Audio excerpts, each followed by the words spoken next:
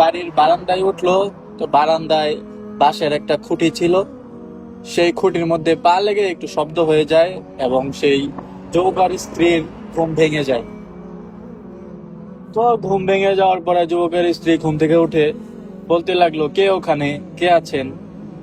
তো সাথে সাথে মুরল উত্তর দিল, আমি এই এলাকার মুরল। সে তার পরিচয় দিল। তারপর ওই যুবকের স্ত্রী বলল, মুরল মশাই সবকিছু ঠিক আছে? তখন সে তার উদ্দেশ্য জানালো, সে কি উদ্দেশ্যে এসেছে, সে তাকে ভোগ করতে এসেছে। তখন সেই যুবকের স্ত্রী ঠান্ডা মাথায়, কোনো রাগ করলো না, কিছু না, সুন্দর কণ্ঠস্বরে বলল, ভালোবাসা অবশ্যই ভালো।